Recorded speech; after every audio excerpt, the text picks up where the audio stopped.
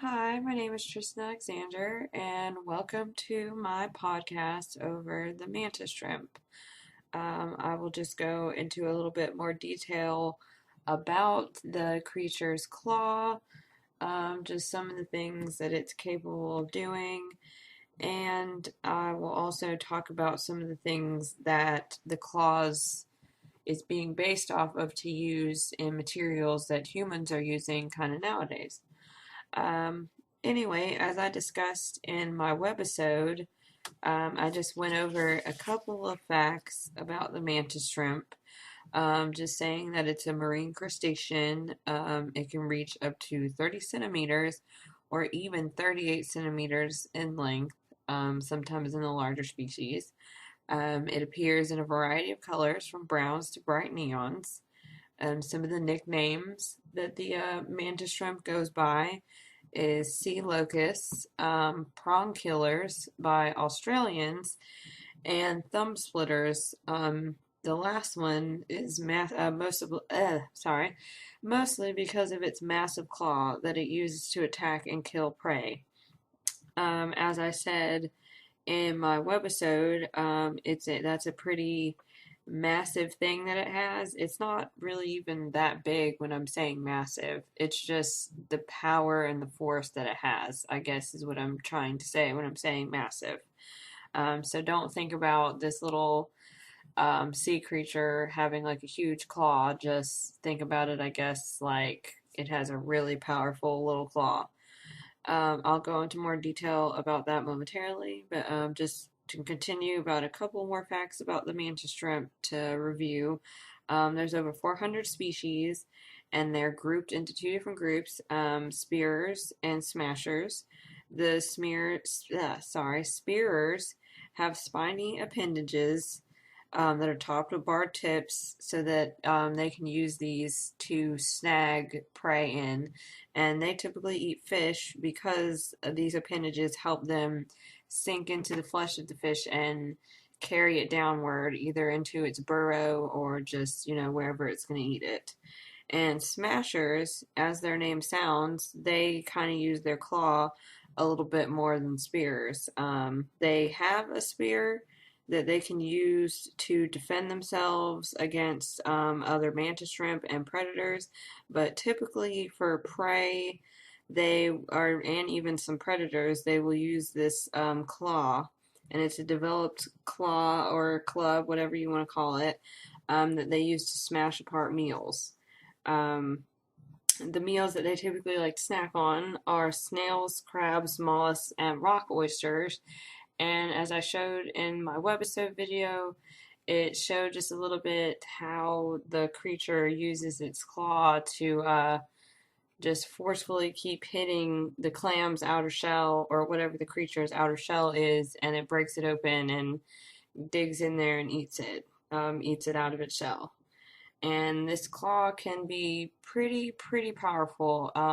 Just from the video and listening to the force of it hitting that shell, it sounded pretty powerful. And reading about them, it says that they can even break aquarium glass, which I'll talk about in a minute. But as I said, both these species have this claw, and it can inflict some serious pain or damage on its prey or other animals that might try and attack it. And even if the animal is larger than itself, it's still pretty powerful and can stun the creature, just because of how fast that claw can go.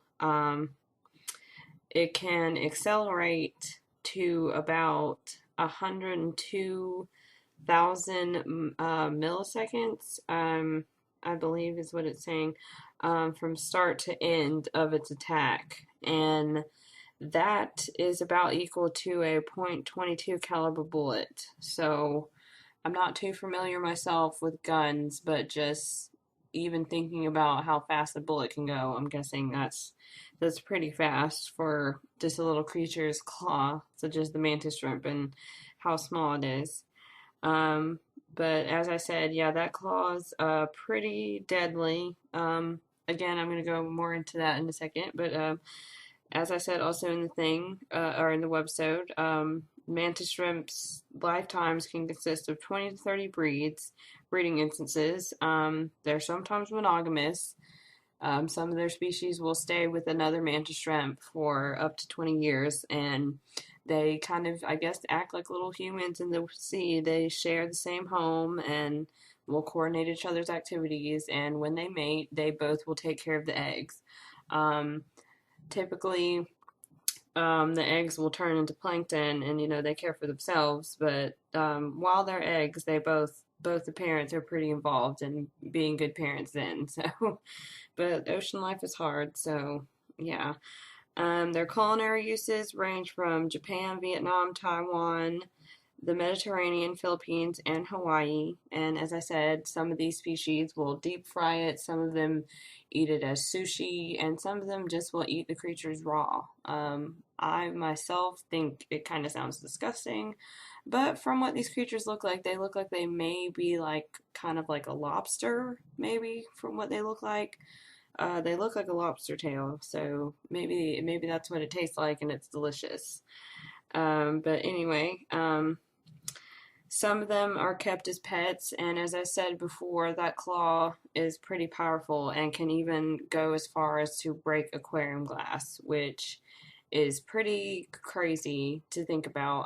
I saw a video when I was doing my research of one kind of being, I guess, taunted by somebody to get it to do that. I didn't really like to watch that part, of course, but to see how it reacted and break that glass was pretty cool and interesting.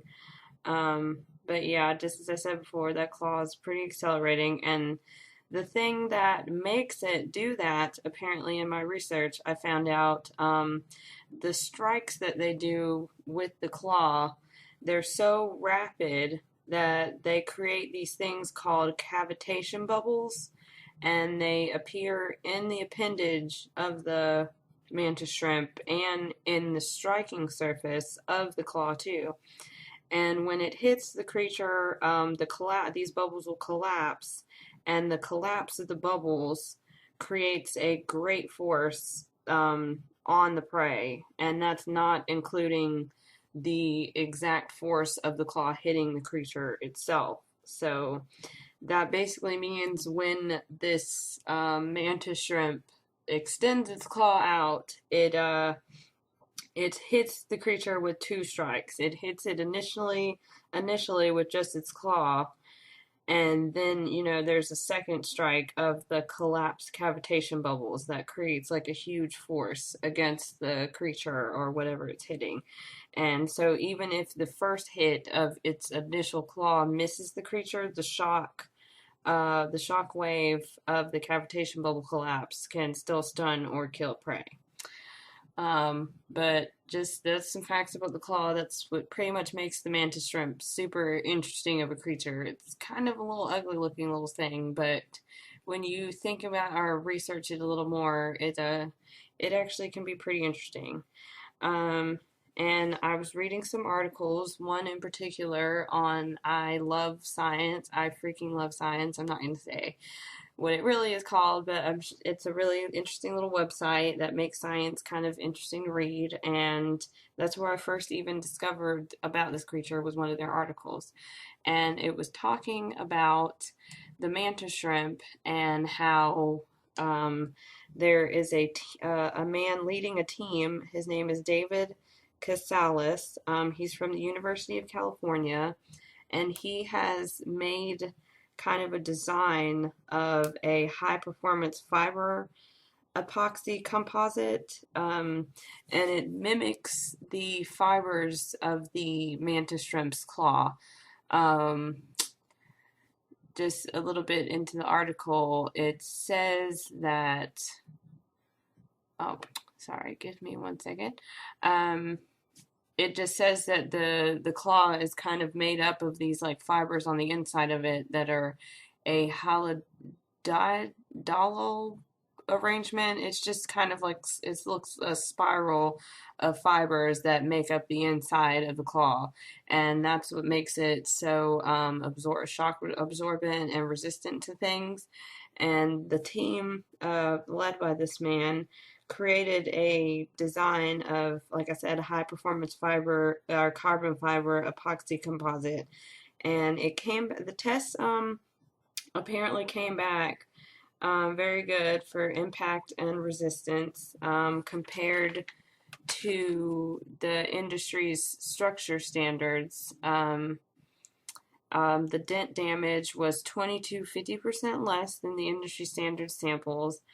So that's pretty good. They're trying to take this material and use the composite material that they use that's mimicking the mantis's claw fibers, and they're trying to put it into materials such as for planes, cars, and they're even trying to go as far as armor and helmets because this claw, it's a very hard shell and surface, as you saw when it was breaking into that clamshell. So it must be able to withstand um, pretty hard impacts. So they've been doing a lot of testing with that, and like I said, they're trying to put it into just everyday materials that we can use that need that extra strength and hardness for things.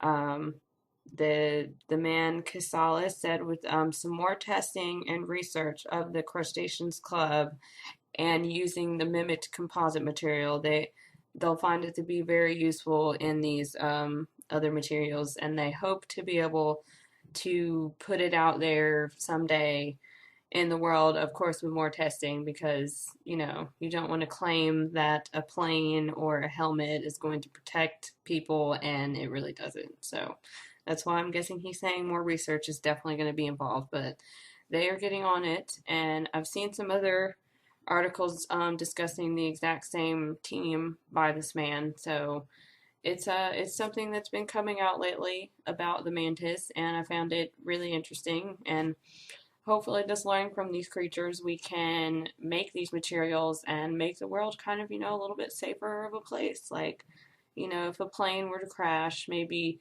the impact won't harm people so much, and there may not be so many casualties if we can research this crustaceans club and just make that material really strong like it. But yeah, I'm a little bit over my time, but I just want to thank you for listening to my podcast about the mantis shrimp and just the little facts about some of the things that this little guy is helping to do in the world. As I said before, that'll be pretty amazing if we can have helmets and things that will help people just be more safe in the world.